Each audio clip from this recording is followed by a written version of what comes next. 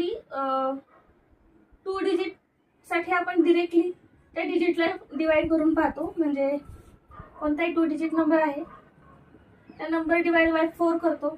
जर रिमाइंडर 0 आला तर आपण ते 4 ने डिव्हिजिबल आहे हे कन्सिडर करतो. ओके. पण बाकीचे जे नंबर्स आहेत ज्यांचं डिजिट्स मोर दॅन 3 आहे त्याच्यासाठी कसं करूया. ओके.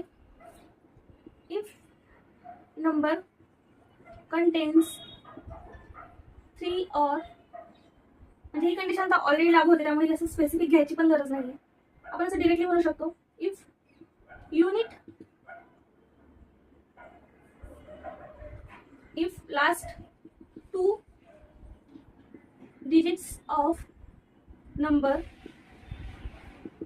divisible by 4 then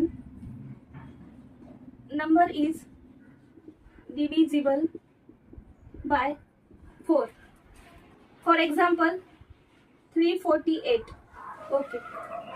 जसं की कंडिशन वर एक्सप्लेन केलं लास्ट 2 डिजिट्स म्हणजे हे आले हे दोन first digit second digit is divisible by 4 म्हणजे 348 हा नंबर जर डिव्हिजिबल आहे की नाही हे चेक करण्यासाठी त्या अगोदर आपल्याला त्या नंबरचे जे लास्टचे 2 डिजिट्स आहेत 48 ते नंबर डिव्हिजिबल आहे 4 ने हे चेक करावं लागेल. मग कसं करणार 48 डिवाइड बाय 4 4 1 जा 4 4 2 जा 8 इक्वल्स टू 12 म्हणजे 48 हे 4 ने डिव्हिजिबल आहे. याचाच अर्थ काय 348 पण 4 ने डिव्हिजिबल आहे. कसं क्रॉस चेक करायचं 348 डिवाइड बाय 4. ओके. 4 8 जा 32.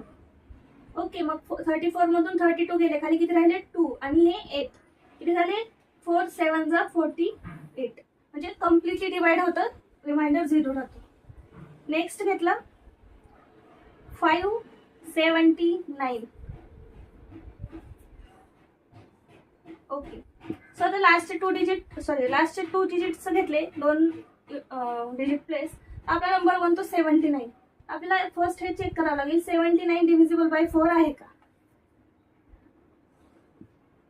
4 2 जा 8 रिमाइंडर इज 1 आणि 19 ला 4 ने डिवाइड होतं का 4 4 जा 16 आणि 4 5 जा 20 म्हणजे 19 ला डिवाइड होत नाही. याचा अर्थ 79 ला 4 ने डिवाइड होतं का कम्प्लिटली नाही. याचाच अर्थ 579 ला पण डिवाइड होणार नाही. It's totally depends on last 2 digits.